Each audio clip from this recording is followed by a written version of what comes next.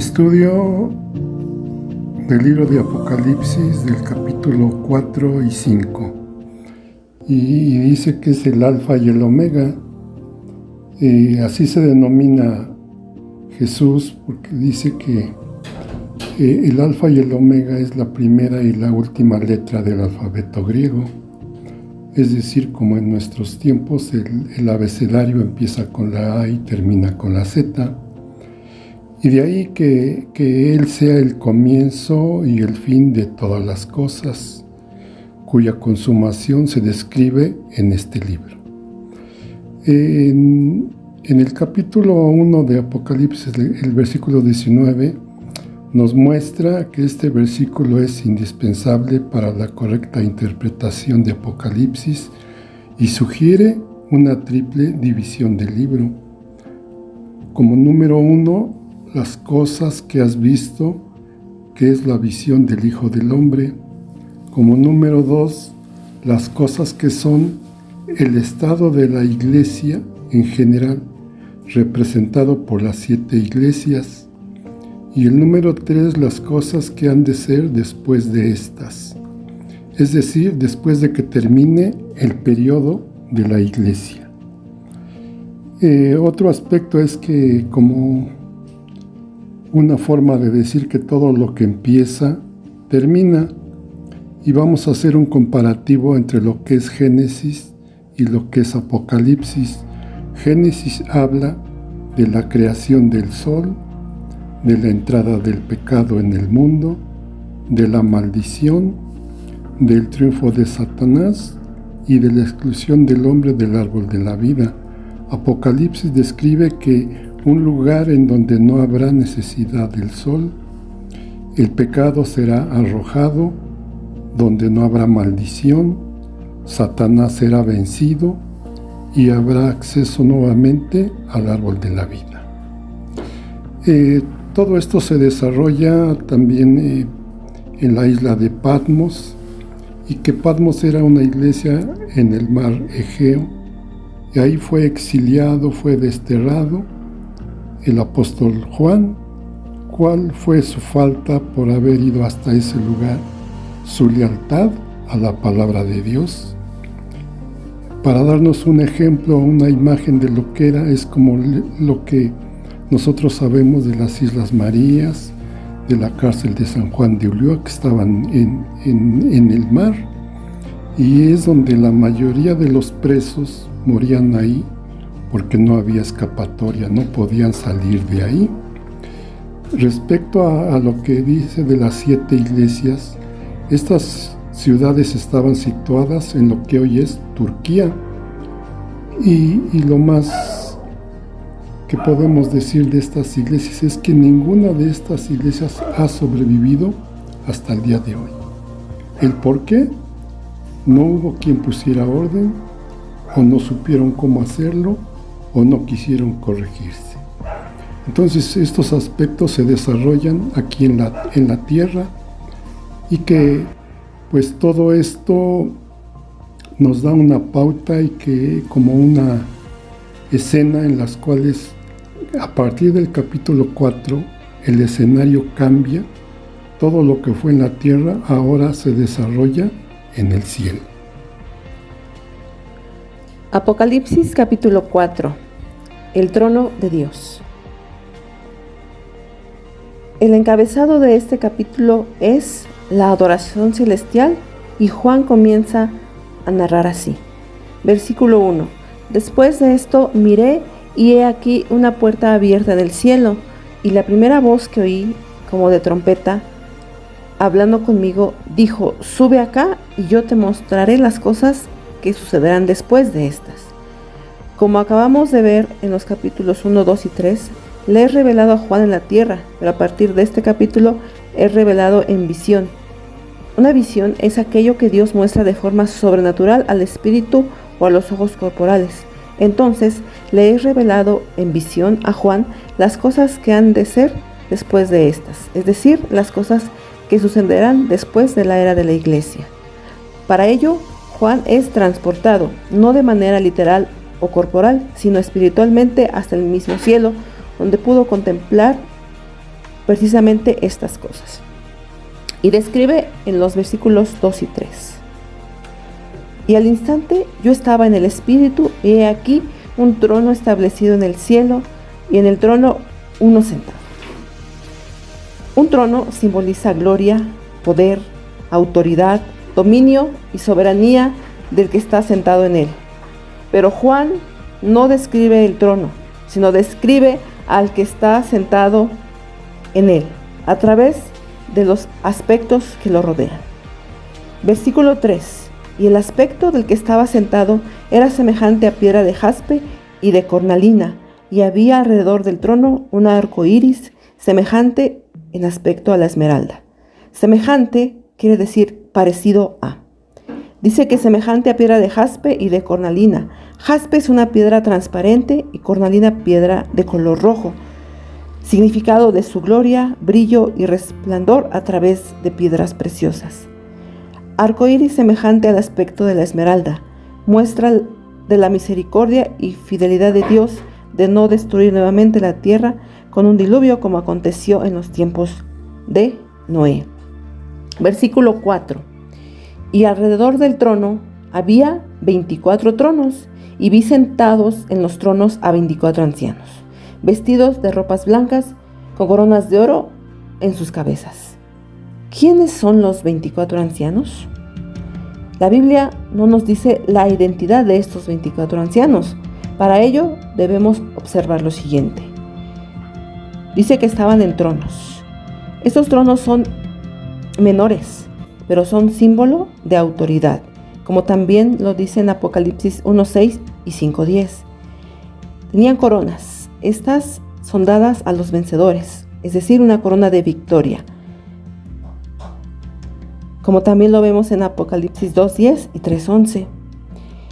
Vestidos de ropas blancas. Este es el vestido sacerdotal y símbolo de pureza, como lo vemos en Apocalipsis 3:5. De acuerdo a ello, estos no pueden ser ángeles, ya que ese término de ancianos nunca se aplica a ellos.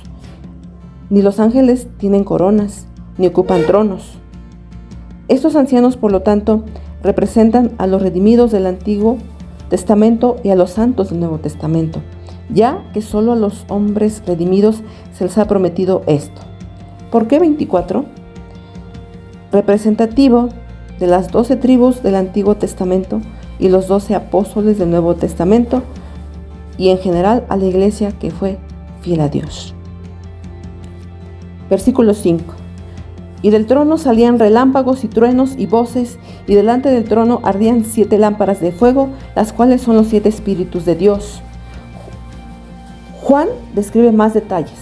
Los truenos y los relámpagos se relacionan a menudo con la manifestación de Dios. Eso lo podemos ver en otros pasajes, como en Ezequiel 1:13, en Job 37:4, en Éxodo 19:16. Y dice también las 7 lámparas, que es una clara referencia al Espíritu Santo. Recordemos que el número 7 significa perfección y plenitud. Podemos ver ahí la referencia que tenemos en Isaías 11:2, que dice: y reposará sobre él el espíritu de Jehová, espíritu de sabiduría y de inteligencia, espíritu de consejo y de poder, espíritu de conocimiento y de temor de Jehová. No que sean 7 espíritus diferentes, como decir 3 dioses, de ninguna manera, sino esto quiere decir y significa que es el Espíritu Santo en toda su plenitud. Después vienen los 4 seres vivientes. Dice así: y delante del trono había como un mar de vidrio semejante al cristal, y junto al trono y alrededor del trono 4 seres vivientes llenos de ojos delante y detrás. El primer ser viviente era semejante a un león, el segundo era semejante a un becerro, el tercero tenía rostro como de hombre, y el cuarto era semejante a un águila volando. Y los 4 seres vivientes tenían cada uno 6 alas, y alrededor y por dentro estaban llenos de ojos. Este pasaje está relacionado con Ezequiel 1:22, ya que a este profeta también Dios le permitió ver los 4 seres vivientes. Juan describe ciertas semejanzas para los 4 seres vivientes. Dice semejante a un león, semejante a un becerro, como rostro de hombre y semejante a un águila volando. El primer ser viviente era semejante a un león. Juan lo describe con esa semejanza. El león nos habla de fuerza, de majestad y de realeza. El segundo era un becerro. Este sugiere vitalidad y sacrificio, resistencia y trabajo. El tercero tenía rostro como de hombre. Hay que notar que solo en el caso de este tercer ser viviente, la característica personal se limita a su rostro. Juan dice que tenía rostro como de hombre. ¿Qué destaca el hombre? Personalidad, inteligencia, sensibilidad, voluntad y capacidad para ejercer autoridad. Y el cuarto era semejante a un águila volando. Juan la asemeja al cuarto ser viviente, destacando visión, vuelo ágil y elevado. Estos constituyen una orden celestial de seres creados, relacionados al trono de Dios. Se encuentran siempre cerca del trono de Dios y del Cordero. Se dedican a alabar y adorar a Dios. Sus características son semejantes a la de los serafines, llenos de ojos que nada permite que se les escape. Guardianes, pero sus 6 alas son semejantes a las que describen a los serafines.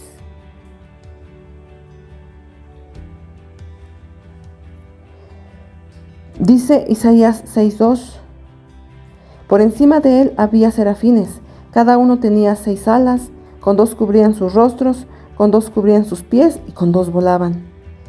Y el uno al otro daba voces diciendo, Santo, Santo, Santo, Jehová de los ejércitos, toda la tierra está llena de su gloria. La función general de los querubines es proteger, cubrir y guardar.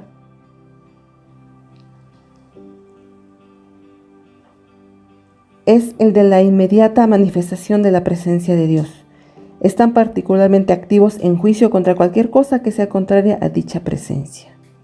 Es decir, tienen características tanto de querubines como de serafines.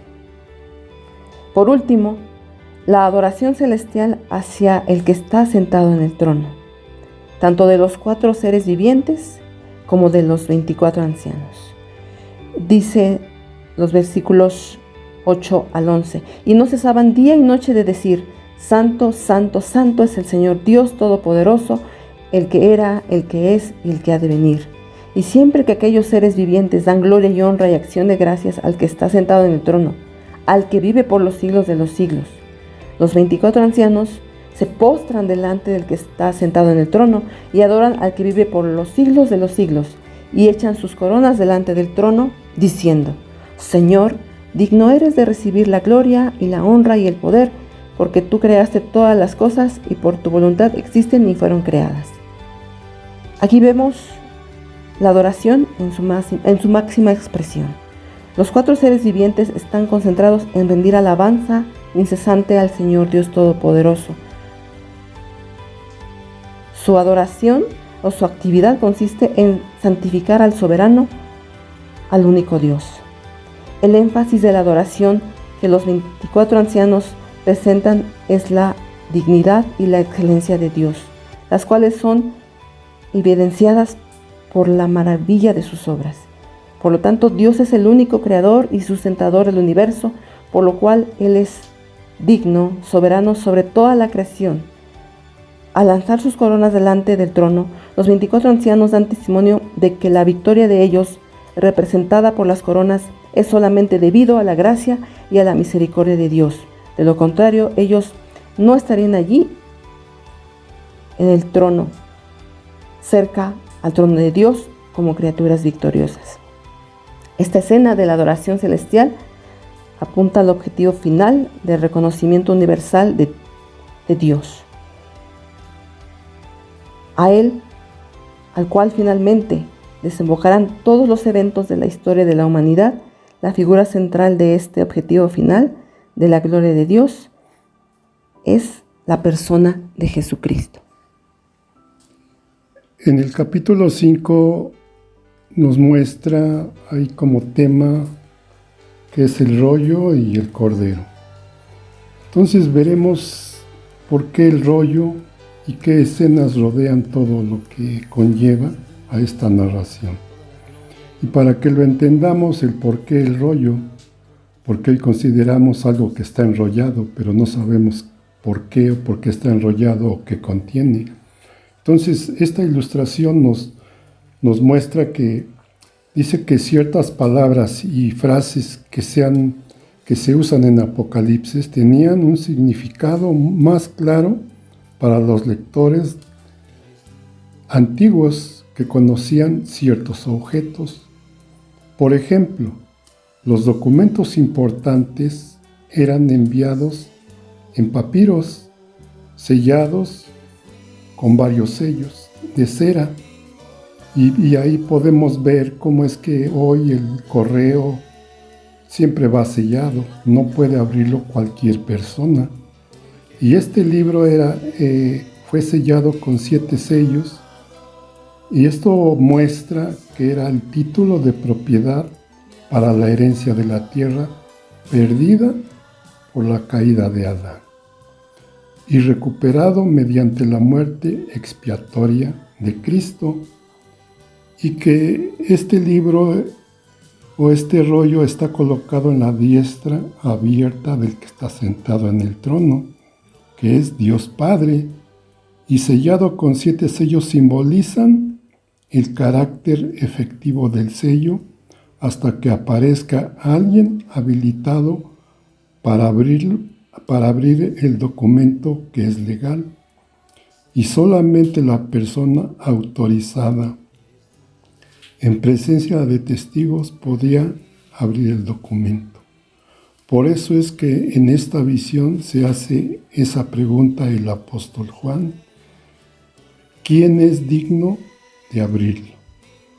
Ahí podemos ver esa preocupación, ese estado en el que se encontraba el apóstol, como preguntando, no había quién. ¿Por qué? Porque ninguno era capaz de abrirlo. Y aquí podemos ver que ni los majestuosos ángeles, ni los seres vivientes, tampoco podía hacerlo ningún descendiente de Adán, puesto que todos son pecadores. Entonces esto nos da la pauta para entrar al siguiente, ¿quién era el que podía abrir ese sello? Y nos da la respuesta: solamente el león de la tribu de Judá. Solamente él podía hacerlo, y tenía que ser alguien de la raíz de David. Entonces dice que solamente un inmolado cordero puede hacerlo, que es Jesús, que es el que murió por nosotros. Su muerte en la cruz, que parecería una derrota, en realidad dio inicio a una victoria decisiva para él y para nosotros. El bien no había sido destruido, sino que había triunfado. Y nos habla de esa imagen de los 7 cuernos y los 7 ojos, que ya se ilustró en el capítulo anterior, y que denotan la plenitud de la eficacia y la suprema inteligencia del Espíritu Santo sobre la tierra.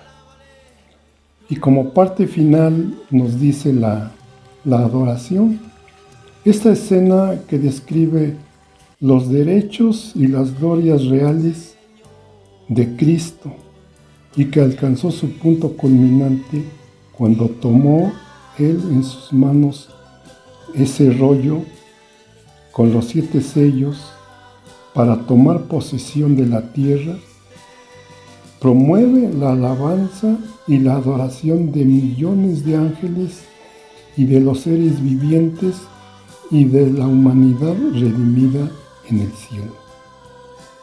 Toda la creación rinde culto y adoración al Cordero.